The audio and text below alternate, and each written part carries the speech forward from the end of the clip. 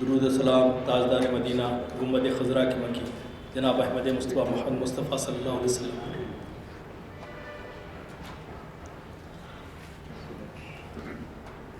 محافل عالیہ کے روح رواں جناب ضیاء صاحب، جناب انعام صاحب، شبیر صاحب، ہماری مسجد کے ائمہ اکرام، میرے بڑے بھائی جناب غوث محمد صاحب، خاص طور پہ اس پروگرام کے لیے تشریف لائے کشمیر کے ہمارے جناب ماجد کرمانی صاحب اور میرے بزرگ فیاض صاحب، معزز حاضرین، انٹرنیٹ کے ذریعے سے، یوٹیوب کے ذریعے سے دیکھنے والے ناظرین اور سننے والے سامعین کی خدمت میں السلام علیکم ورحمۃ اللہ وبرکاتہ.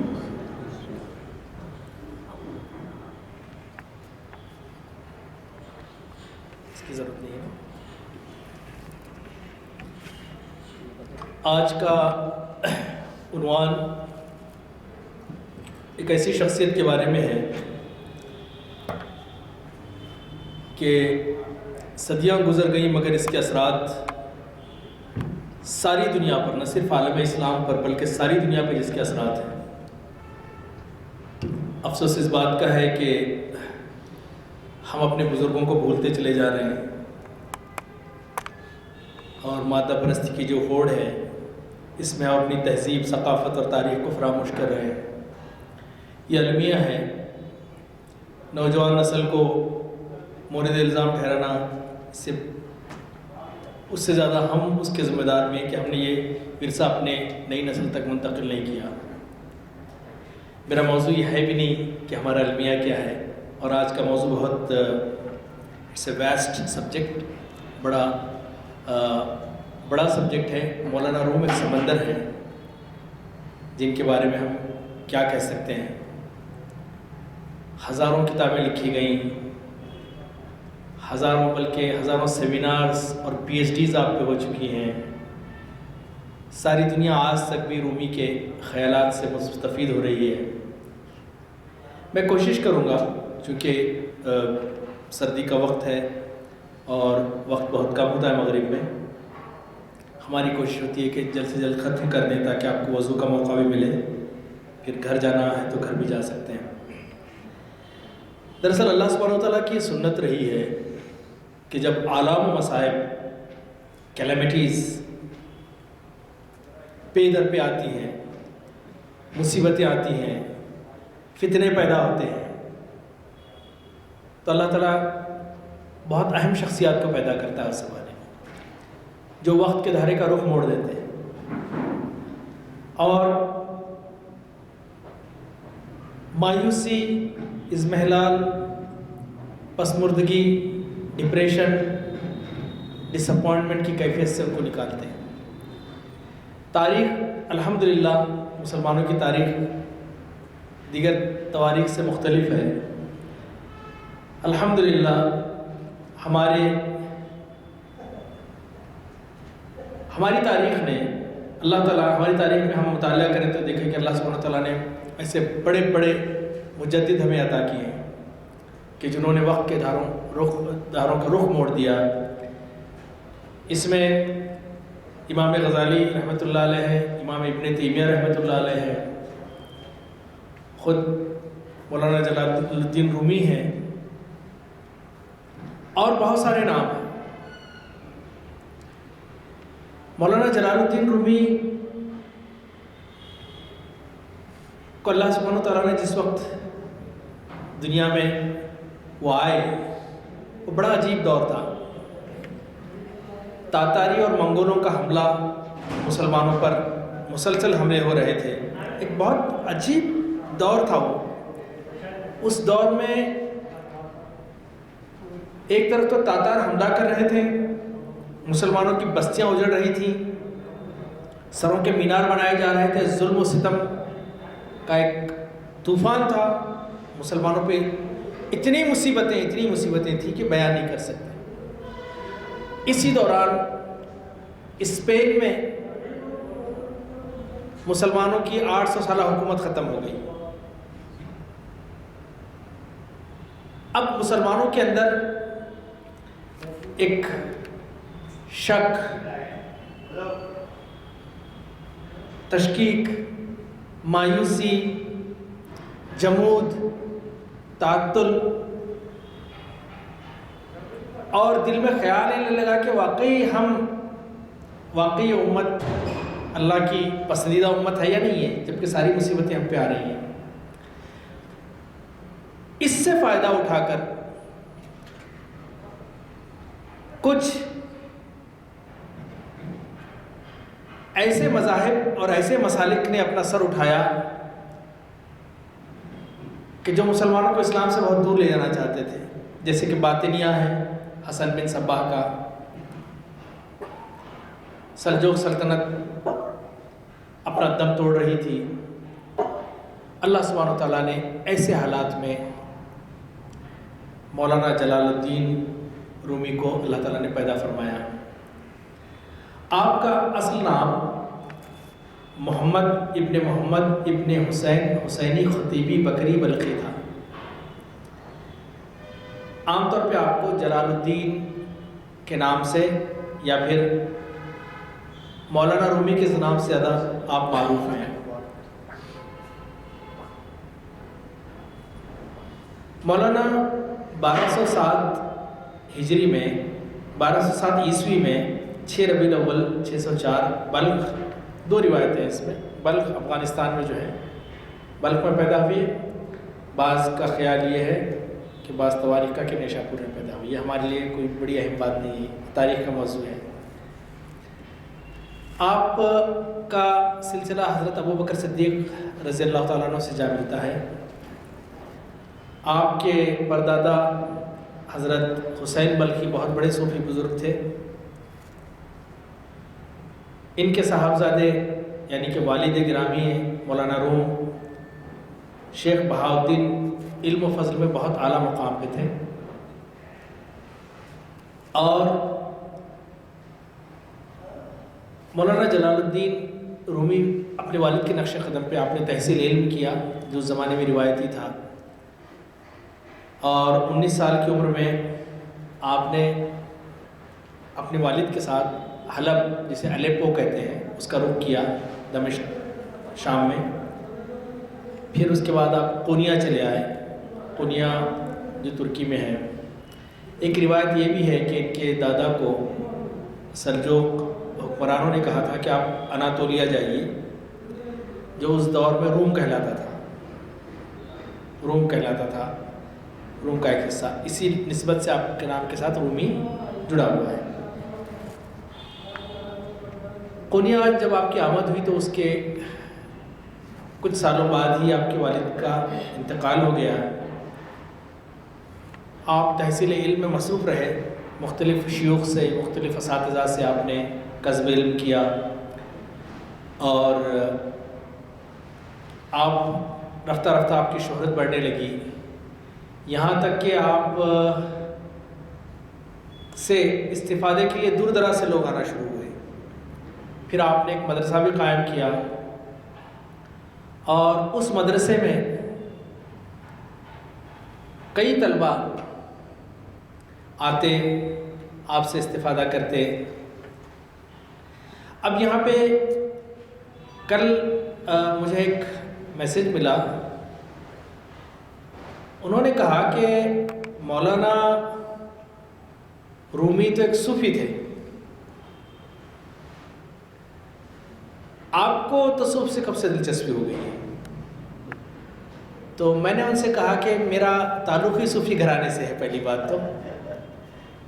تو میرا تعلق ہی صوفی گھرانے سے ہے، اور اگر نہ بھی ہو تو جس تصوف کو آپ جانتے ہیں اس تصوف سے میرا تصوف مختلف ہے۔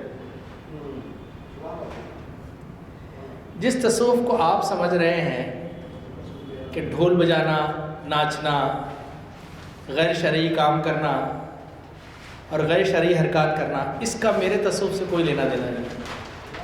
میرا تصوف تو وہ ہے جو شیخ عبد القادر جیلانی کا تھا، جو خواجہ معین الدین چشتی کا تھا، جو حضرت گیسو دراز کا تھا۔ تو میں نے ان سے کہا، تو انہوں نے کہا کہ تصوف کی کوئی اصطلاح، خیر آج میرا موضوع نہیں ہے یہ، لیکن پھر بھی میں ضمناً عرض کروں، ہو سکتا ہے آپ کو دلچسپی ہو اس بات سے. انہوں نے کہا کہ تصوف کی اصطلاح نہ قرآن میں ملتی ہے نہ حدیث میں ملتی ہے، یہ ایک نئی اصطلاح ہے. تو میں نے ان سے کہا کہ عام طور پہ تصوف تزکیہ نفس کا ہی دوسرا نام ہے، تزکیہ کا نام ہے، قد افلح من زکاہا. دوسری چیز یہ ہے کہ ہمارے ائمہ کرام نے، فقہاء کرام نے بعض اصطلاحیں رائج کی جو اصل روح سے، اسلامی اصطلاحوں سے قریب ہوتی ہے. میں نے ان سے عرض کیا کہ نہ روزے کا لفظ قرآن و حدیث میں ہے نہ نماز کا لفظ ہے، لیکن یہ دونوں مستعمل ہیں ہمارے پاس، دونوں کو استعمال کرتے ہیں. تو روزے سے مراد صوم ہے، لیکن چونکہ ہماری زبان میں اردو میں روزہ قریب آ گیا. روزہ آج بلکہ عامت المسلمین کی اکثریت کو اگر آپ صوم کہیں گے تو ہو سکتا ہے کہ کچھ لوگ سمجھیں گے کچھ لوگ نہیں سمجھیں گے.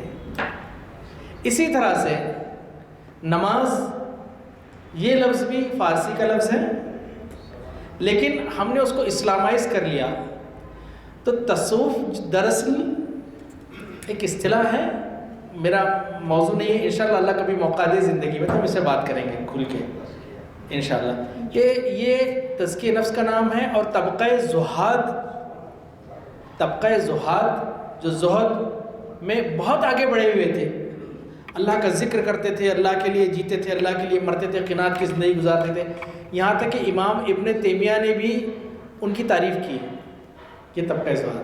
تو بہرحال یہ تصوف ہمارا جو ہے، میں نے اسے کہا یہ ہمارے بزرگان دین کا ہے.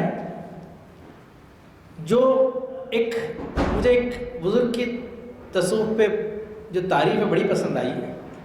انہوں نے کہا کہ مکمل اخلاص کے ساتھ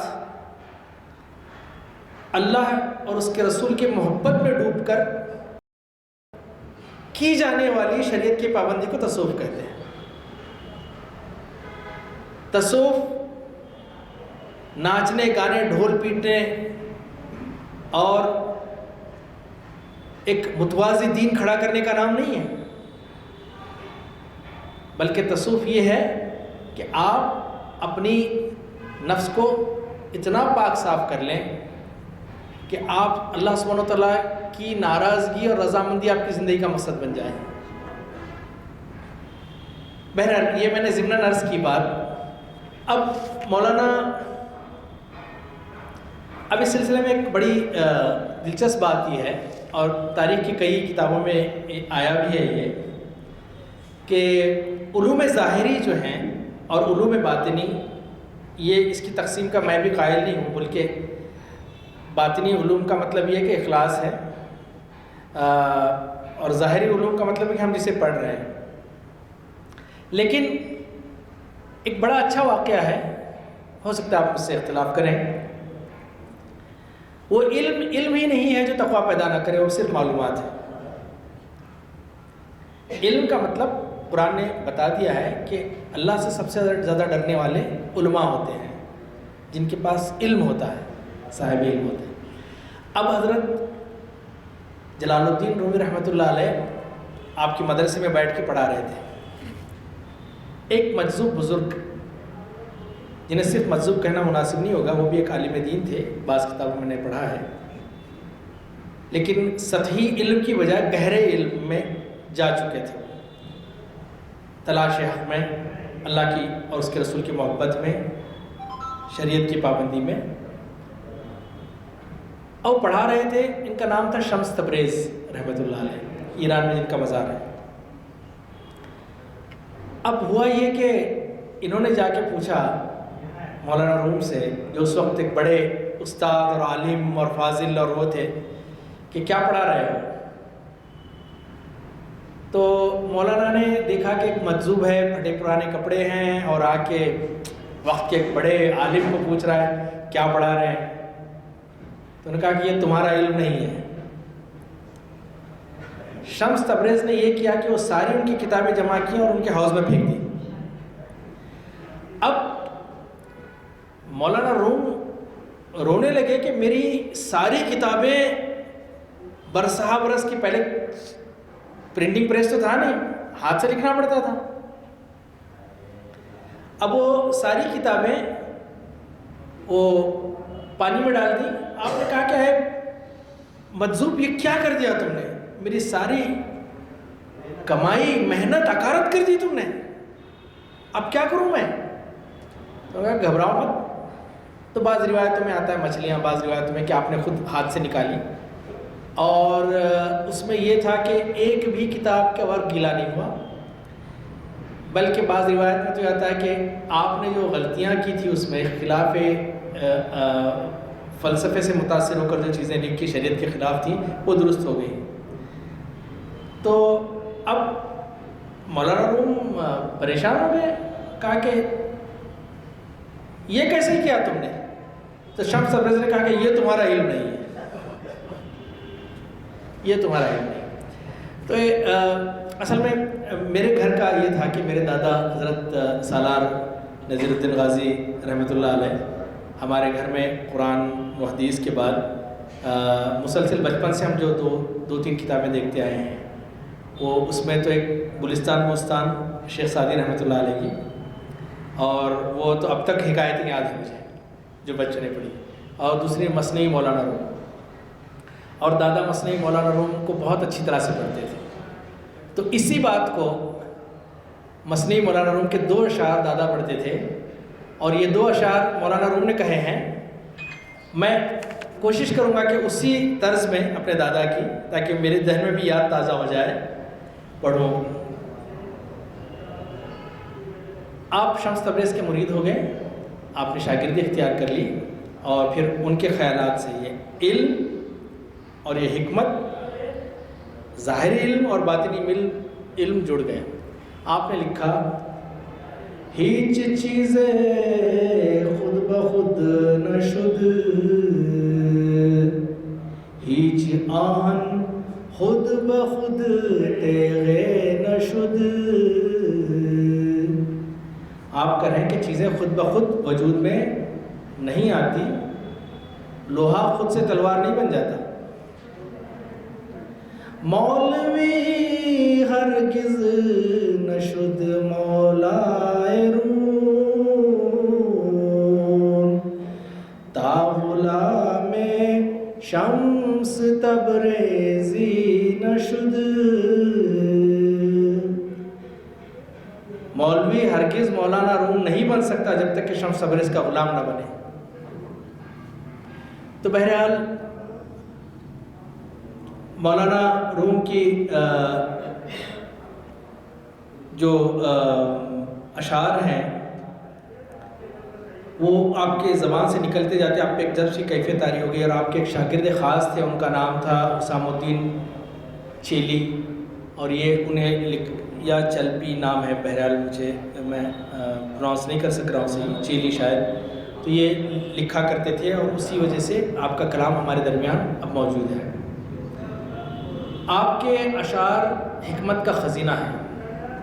یہاں یہ بات عرض کرتا چلوں کہ مولانا روم کے نام پر بہت ساری جعلی چیزیں مارکیٹ میں ہیں جن کا مولانا روم سے کوئی لینا دینا نہیں ہے. خاص طور پہ ویسٹ میں، امریکہ میں، یورپ میں مولانا روم کے نام سے بہت ساری چیزیں، کچھ بھی ایک کوٹ ڈال دو، آپ انٹرنیٹ پہ جا کے دیکھیے، رومی ڈال دیجئے، بہت سارے کوٹس آ جائیں گے ان کے. جب اس میں سے بیشتر کوٹ، یہ آوازیں آ رہی ہیں تھوڑا سا ان کو، یہ مختلف جو کوٹس ہیں اگر ان کو دیکھیں تو ان میں نہ کوئی حوالہ ہوتا ہے نہ اس کے اندر کوئی ہوتی ہے، بلکہ اپنے مطلب آرائی کی باتیں، اللہ سے دور کرنے والی باتیں، خلاف و سنت باتیں کوٹ کی شکل میں ڈال دیا اور رومی لکھ دیا اس کے آگے. جس طرح سے علامہ اقبال کے نام پر جعلی اشعار پھیلے ہوئے ہیں، اسی طرح سے اب تو یہ آپ کو بڑا خبردار ہونا پڑے گا. مولانا روم کو صرف ان کی کتابوں سے آپ کو دیکھنا پڑے گا. آپ کو تحقیق کرنی پڑے گی کہ یہ شعر واقعی مولانا رومی کا ہے یا نہیں ہے۔ تو مولانا رومی کے اشعار میں معرفت ہے، حکمت ہے، اللہ اور اس کے رسول صلی اللہ علیہ وسلم سے عشق کا خزانہ ہے آپ کے اشعار، نصیحتیں ہیں، زندگی گزارنے کا طریقہ ملتا ہے، سوز و گداز ہے، حکمت اور اعلیٰ خیالات ہیں، اور عشق کی وارفتگی ہے۔ عشق مولانا کا ایک بڑا دلچسپ موضوع ہے۔ عشق کی اصطلاح بھی جو ہے عام طور پہ عام لوگوں میں اتنی گندی کر دی گئی ہے کہ وہ عشق حقیقی اور عشق کے مجازی کا فرق بھول گئے۔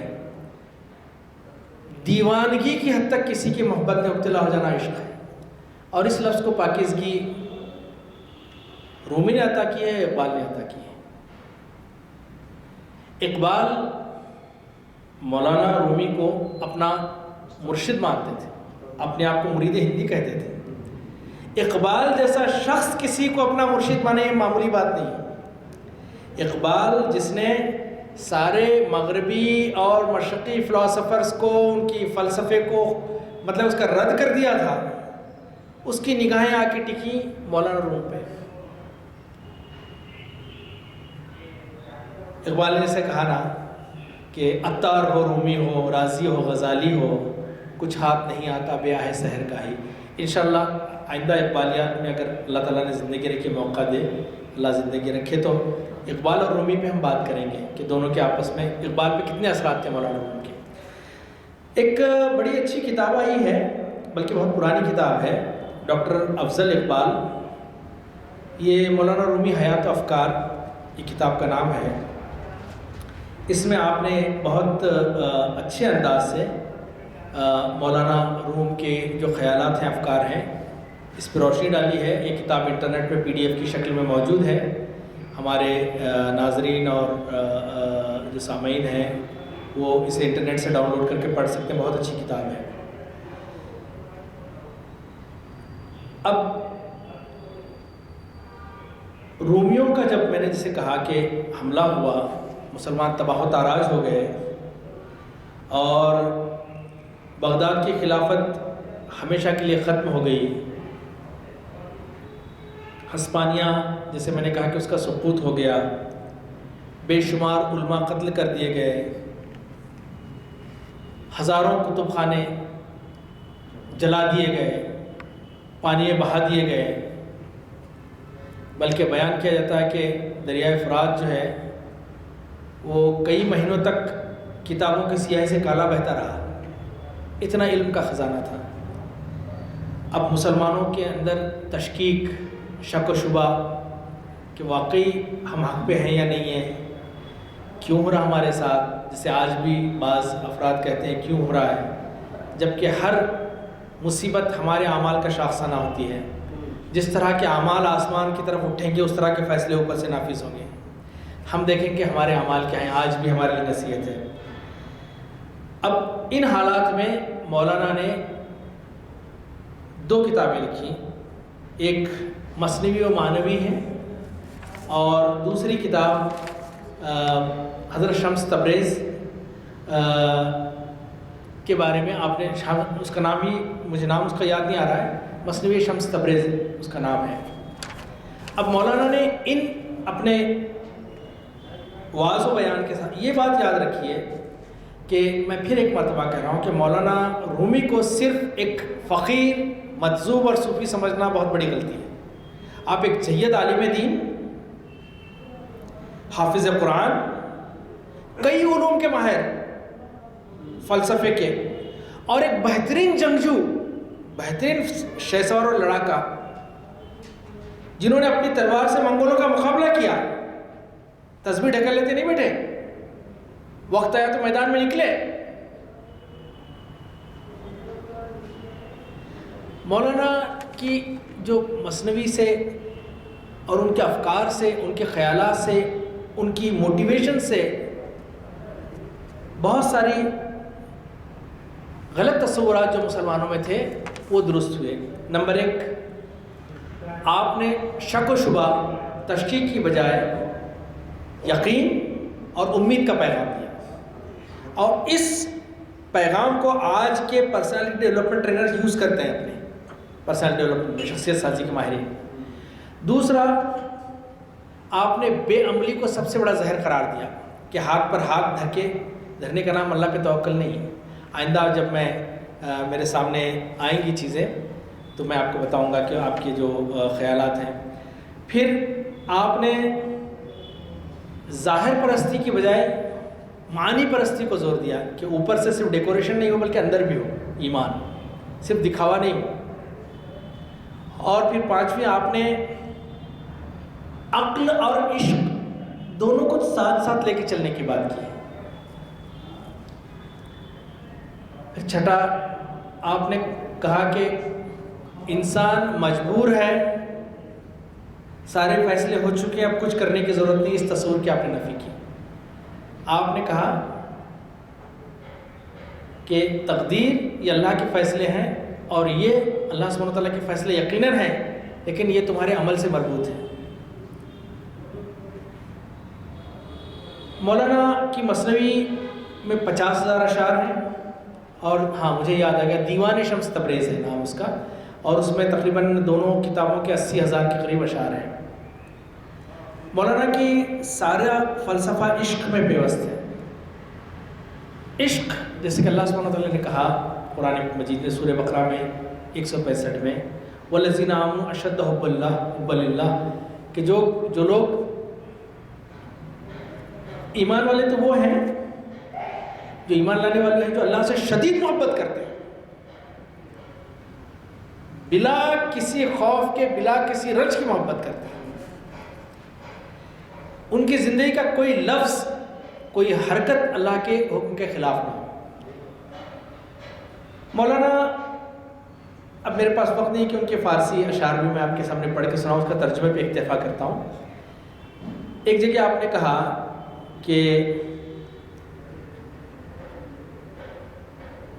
انسان کا، کیا تم نہیں جانتے خدا کے پیغام کا اصلی نسخہ تم ہی ہو؟ اللہ نے انسان کو اشرف المخلوقات بنایا، تم وہ آئینہ ہو جس میں شاہ کا جمال اور صفات نظر آتی ہے۔ اس کائنات میں جو کچھ ہے وہ تمہارے اندر بھی موجود ہے، خود اپنے اندر جھانکو، جس کے تم متلاشی ہو تمہیں وہ مل جائے گا۔ پھر آپ نے کہا کہ آدم کو اللہ نے اپنے اسماء کا آئینہ، یعنی اپنی صفات کا مظہر اور صورت پر تخلیق کیا۔ آدم کے نقش میں 2 عالم پنہاں ہیں۔ پھر آپ نے کہا یہاں پہ کہ تمام عالم کو انسان کی حاجت مندی کے لیے بنایا گیا ہے، تمام عالم جو ہے انسان کا خادم ہے، سب مسخر کر دیے تمہارے لیے، اور تم اللہ سبحانہ وتعالیٰ کے غلام ہو، ساری چیزوں کو تمہارے حوالے کر دیا ہے اور تم اللہ سبحانہ وتعالیٰ کے غلام ہو۔ بس انسان اپنے آپ کو محتاج سمجھ کے بھٹکتا نہ پھر، اسباب سے زیادہ مسبب الاسباب پہ بھروسہ کر۔ پھر آپ نے کہا کہ کامل انسان خاک پکڑ لے تو سونا ہو جائے، اور ناقص اگر سونا لے تو مٹی بن جائے۔ پھر آپ نے روح، قلب اور روحانیت، اس کے بارے میں بڑا گہرے انداز سے آپ نے کہا ہے کہ اے دوست، جسم بے روح خاک سے بھی کمتر ہے۔ روح کا مطلب یہ نہیں کہ ہم سانس لے رہے ہیں۔ کسی شاعر نے کیا خوب کہا ہے کہ سانسوں کے سلسلے کو نہ دو زندگی کا نام، سانسوں کے سلسلے کو نہ دو زندگی کا نام، جینے کے باوجود بھی کچھ لوگ مر گئے، اور کچھ لوگ ظاہری طور پہ دنیا سے چلے جاتے ہیں لیکن مرتے نہیں ہیں۔ آج ظاہری اعتبار سے مولانا روم پردہ فرما چکے، انتقال ہو چکا ہے، لیکن وہ زندہ ہیں، تبھی تو ہم ذکر کر رہے ہیں۔ پھر یہ کہتے ہیں کہ اے دوست، جسم بے روح خاک سے بھی کمتر ہے، اگر مغز ہے تو جسم پوست بے روح قالب کسی کام کا نہیں، تو کوشش کر اس روح کو پالے۔ روح باطن اور جسم ظاہر دونوں کو پا کر دنیا کے سب کام درست ہو جائیں گے۔ پھر مولانا نے ایک دل کو آئینے سے تشبیہ دی، دل کو آئینے سے تشبیہ دی ہے کہ اگر انسان چاہے تو اپنے آئینے کو بہت صاف اور شفاف بنا سکتا ہے. آئینہ گدلا ہو تو ساری چیزیں گندی نظر آئیں گی اسے. وہ کہتے ہیں نا کہ دھول چہرے پہ تھی اور آئینہ صاف کرتے رہے. تو وہ والا مسئلہ ہے کہ آئینہ اگر گدلا ہو تو صورت بھی گدلی نظر آئے گی. یہ آئینے کا قصور نہیں ہے. تو وہ کہتے ہیں کہ اس دھول کو مٹایا جائے تاکہ ساری زندگی کی ساری سچائیاں اور پوشیدہ عناصر تجھے نظر آ سکیں. فارسی میں آہن ارچ تیرے بے نور بود سیکلی اور تیر کی عزم رزود. لوہا اگرچہ کالا اور بے نور ہوتا ہے لیکن سیقل یعنی اس کو جب پالش کی جاتی ہے لوہے کو چمکایا جاتا ہے سیقل ہو کر اس کی کالک صاف ہو جاتی ہے. اور زیادہ اس کو پالش کریں گے تو بڑا خوبصورت ہوتا ہے جس میں ہم اس کالے لوہے میں اپنا چہرہ بھی دیکھ سکتے ہیں. پھر کہتے ہیں اگر تیرا خاکی جسم آلودہ ہو چکا ہے تو اس کی پالش کر. جب تو پالش کرے گا تو پھر تجھے عرفان رب نصیب ہوگا. جب تجھے وہ چیزیں نظر آئے گی کہ پھر خود اللہ کہتا ہے کہ وہ میرا بندے وہ میری آنکھ سے دیکھتا ہے. میں اس کا ہاتھ بن جاتا ہوں, میں اس کا پیر بن جاتا ہوں. اور پھر اس مرحلے میں پہنچ جاتا ہے بندہ ابو بکر صدیق کی طرح کہ ابو بکر نے اگر ٹاٹ کا پہنا ہوا ہے جہاد میں اپنا سب دے کے تو فرشتے بھی ٹاٹ کے لباس میں آ رہے ہیں. کہا کہ میرا محبوب آج ٹاٹ کا پہنا ہوا, تم سب ٹاٹ کے پہنو. اور پھر پوچھتے ہیں کہ پوچھو ابو بکر سے کہ راضی ہے. خود ہی کو کر بلند اتنا, اقبال نے کہا خود ہی کو کر بلند اتنا کہ ہر تقدیر سے پہلے خدا بندے سے خود پوچھے بتا تیری رضا کیا ہے. ملک الموت بھی آتا ہے تو اجازت لیتا ہے میرے آقا سے کہ حضور اجازت ہے مجھے یا نہیں ہے, نہیں ہے تو واپس چلا جاتا ہوں. بندہ مومن آج کے دور میں بھی جن لوگوں نے اللہ کے لیے اپنی تن من دھن لگا دیے ہیں معجزات ہو رہے ہیں. مقابلہ کرنے والے دشمن پریشان ہیں کہ کیا ہو رہا ہے, یہ کون آ رہا ہے, کدھر سے آ رہا ہے, کچھ سمجھ میں نہیں آ رہا ہم کو. اسی لیے کہ اقبال نے کہا تھا نا کہ آج بھی وہ جو ابراہیم سا ایماں پیدا آگ کر سکتی ہے انداز گلستان پیدا. پھر کہتے ہیں کہ آدمی کی اصل نگاہ ہے آدمی دیدست باقی پوست است دید آن است آن کے دیدے دوست است. آدمی کی اصل نگاہ ہے باقی تو کھال ہے, اور ہر نگاہ کو نگاہ نہیں کہا سکتا. نگاہ وہی ہے جو دوست کو پہچانے. پھر اقبال نے مولانا نے بہت ساری چیزیں کہی ہیں. اب میں میرے پاس وقت نہیں ہے بلکہ 10 منٹ بچے ہوئے ہیں. میں چاہتا ہوں کہ اسے ختم کروں. بہت ساری چیزیں میں چھوڑ رہا ہوں, بہت سارے اشعار. آج کل یورپ میں اور ماڈرن ورلڈ میں مولانا رومی کے اشعار کو لے کر مائنڈ فلنس یا جسے کہتے ہیں کہ باخبر رہنا, اس کا ایک بڑا وہ چلا ہوا ہے. اور بڑے بڑے ورکشاپس ہو رہے ہیں اس پہ. یہ اور بات ہے کہ ہم لوگ بے خبر ہیں. اگر ہم لوگ بے خبر ہیں, ہم میں سونے کی پرکھ نہیں ہے, تو سونے کی قدر و قیمت تو کم نہیں ہو رہی ہے. آپ نے اگر اسے استعمال نہیں کرنا ہے تو کوئی دوسرا کرے گا, ظاہری بات ہے. تو اقبال کی ایک نظم ہے, مولانا رومی کی ایک نظم ہے جس کا بہت زیادہ استعمال کیا جاتا ہے, اور وہ جان کیبٹزن اور ایلیشیا گولڈسٹین, مارک ولیم, ڈینی پینن, یہ لوگ اپنے مائنڈ فلنس کے پروگرام سے بطور ریفرنس پیش کرتے ہیں اس چیز کو. مولانا نے کیا زبردست بات کہی ہے, آپ لوگ بھی غور کیجئے. میں تو کل محسوس ہو رہا تھا پڑھ کے, ایک عجیب کیفیت طاری ہو رہی تھی. اب فارسی پڑھنے کا میرے پاس وقت نہیں ہے کہ مولانا نے انسان کو لمحہ لمحہ خوشی اور غم, آنے اور جانے کو تمثیلی انداز سے پیش کیا. آپ کہتے ہیں اے جوان, یہ جسم ایک مہمان خانہ ہے, یہ جسم ایک گیسٹ ہاؤس ہے. اور body is just a guest house. یہ جسم ایک مہمان خانہ ہے، ہر صبح ایک نیا مہمان دوڑتا آتا ہے، بلکہ غلط کہا کیونکہ لمحہ و لمحہ آتا ہے، ہر صبح نہیں آتا ہے۔ وہ کہتے ہیں خوشی و رنج و فکر کا نیا مہمان، خوشی و رنج و فکر کا نیا مہمان، اے دوست خندہ پیشانی والا میزبان بن، خوشی آئے تو اس کا بھی استقبال کر، غم آئے تو اس کا بھی استقبال کر، کیونکہ یہ دونوں چیزیں عارضی ہیں، نہ تیری خوشی مستقل ہے نہ تیرا غم مستقل ہے۔ دروازہ بند نہ کر، راہ میں منتظر رہے، غیب جیسے جہاں سے جو آئے وہ تیرے دل کا مہمان ہے، اسے بخوشی رکھ، خبردار یہ نہ کہو یہ گلے کا ہار بن گیا، کیا میں مصیبت میں پڑ گیا، یا پھر اس خوشی میں اتارے ہوتے ہیں کہ لگتا ہے کہ دنیا میں ہم سے زیادہ خوش نصیب کوئی نہیں ہے۔ خبردار یہ نہ کہو کہ گلے کا ہار بن گیا، بلکہ ابھی وہ عدم کی جانب پرواز کر جائے گا، آیا چلا جائے گا وہ۔ جیسے کسی شاعر نے کہا نا کہ غم تھکا ہارا مسافر ہے چلا جائے گا، کچھ دنوں کے لیے ٹھہرا ہے میرے کمرے میں۔ خوشی بھی اسی طرح کی ہے۔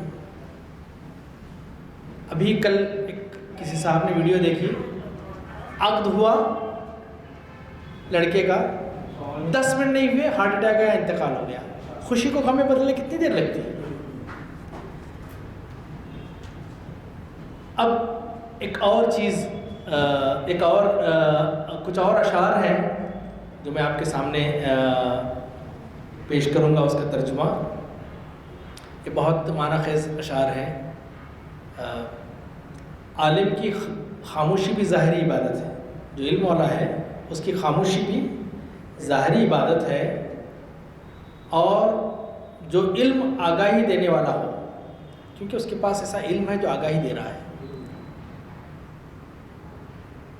بالکل اس طرح سے کہ تیراک جو پرفیکٹ تیراک رہتا ہے، سوئمر رہتا ہے، وہ آہستہ آہستہ تیرتے رہتا ہے، اور جو اناڑی ہوتا ہے وہ بہت ہاتھ پاؤں مارتا ہے، اور یہ زیادہ ہاتھ پاؤں مارنا ہی اسے ڈبو دیتا ہے۔ پھر کہتے ہیں وہ فکر آن باشد کے بخشاید راہ آن باشد کے پیش آید شاہے۔ فکر وہی ہے جو بہترین راستہ دکھائے، اور بہترین راستہ وہی ہے جو تجھے اللہ تعالیٰ تک پہنچا دے۔ پھر مولانا کی یہ بات تو ہمارے بزرگ کہتے آ رہے ہیں، اور ہم سنتے بھی ہیں بچپن سے، ہمارے جو بزرگ حضرات نے سنا بھی ہوگا کہ صحبت صالح ترا صالح کند، صحبت طالح ترا طالح کند۔ نیک لوگوں کی صحبت نیک بنا دیتی ہے، اور برے لوگوں کی صحبت برا بنا دیتی ہے۔ پھر ایک اور شعر بھی بڑا مشہور ہے کہ یک زمانہ صحبت با اولیاء بہتر از 100 سال طاعت بیریا، کہ اللہ کے ولی کے صحبت میں چند لمحے گزارنا دکھاوا کرنے والے کے دکھاوے کی 1000 سال عبادت کے برابر۔ پھر کہتے ہیں کہ ہم نشینی مقبلاں چون کمیاست، چون نظر شیما کی میں خود کجاست، بارگاہ حق کی مقبول بندوں کی ہم نشینی تو سونا ہے۔ جو اہل اللہ ہیں ان کے ساتھ وقت گزاریں تو وہ سونا ہے، بلکہ ان کی نظر کے مقابلے میں سونا بھی کم تر چیز ہے۔ پھر اخلاقیات پہ آپ زور دیتے ہوئے کہتے ہیں کہ جس شخص کے اندر اخلاق حسنہ دیکھو تو سمجھ جاؤ کہ اسے اللہ تک پہنچ گیا ہے۔ اور پھر کہتے ہیں کہ خدا کی رضا کے لیے مخلوق کے ساتھ خیر خواہی کر کے دیکھ تو اپنی روح میں راحت محسوس کرے گا۔ پھر کہتے ہیں کہ ایک بہت اچھی بات آپ نے کہی ہے کہ کاہلی، سستی، بے عملی، ہاتھ پر ہاتھ دھرے بیٹھے رہنا۔ اقبال نے اسے کہا، کیا اقبال کا کیا شعر تھا وہ، کہ توکل کا مطلب یہ ہے کہ مولانا نے یہاں کہا ہے کہ گفت پیغمبر با آواز بلند بر تو کل زانوی اشتر ببان، یعنی کہ نبی کرام صلی اللہ علیہ وسلم نے پرزور انداز سے کہا ہے کہ اللہ پہ توکل کر، لیکن ساتھ ہی ساتھ اونٹ کو باندھ کے رکھ۔ پھر آپ نے یہ بھی کہا کہ اللہ تعالیٰ رزق دینے والا ہے، لیکن اے دوست توکل کے نام پر کاہلی مت بن، یہ دنیا انہی کی ہے جو اسے چلانے کا فن جانتے ہیں۔ ہاتھ پر ہاتھ بھرے بیٹھے رہنے والے کو دنیا کوئی نہیں کہتے۔ Beggars are not the choosers. اپنے آپ کو اس قابل بناؤ۔ مولانا نے کی اس جو یہ آپ کی جو اشعار تھے، ہزارہ اشعار ہیں، میں کتنے بیان کر سکتا ہوں، میں نے لب لباب بتا دیا آپ کو۔ اب آپ کم سے کم حاضرین اور ناظرین جو ہیں ان کی ذمہ داری ہے کہ وہ مولانا کو پڑھیں، اپنے بزرگوں کو پڑھیں، صرف تنقید نہیں کریں، انہوں مشرک تھے، انہوں بدعتی تھے، انہوں تھے یہ تھے، پہلے پڑھو ان کو۔ میں تو کہتا ہوں کہ جب ان کو پڑھو گے تو تمہیں توحید کے راز کھلیں گے تم پر۔ اپنے نفس کے ہم خود غلام ہیں اور پھر توحید پرستی کا دعویٰ کرتے ہیں۔ توحید تو یہ ہے کہ خدا حشر میں کہہ دے یہ بندہ دو عالم سے خفا میرے لیے ہے۔ مولانا رومی کا یہی پیغام ہمارے لیے ہے، عمل کرو، اللہ والے بنو، اللہ اور اس کے رسول کی محبت میں ڈوب جاؤ، عمل کرو۔ دنیا اللہ تعالیٰ نے لامحدود اپورچونیٹیز تمہارے لیے رکھی ہیں، آگے بڑھو اور تھام لو، دنیا آپ کی ہے، ورنہ سسکتے رہو، کوئی تمہیں روند کر چلا جائے گا۔ میں ایک مرتبہ آپ سب کا شکریہ ادا کرتا ہوں کہ آپ لوگوں نے میری یہ طالب علمانہ گفتگو سنی، بلکہ حاصل مطالعہ ہے۔ اللہ تعالیٰ ہم سب کو کہنے سننے سے زیادہ عمل کرنے کی توفیق عطا فرمائے۔ جزاک اللہ خیر، السلام علیکم ورحمۃ اللہ وبرکاتہ۔ السلام ورحمۃ اللہ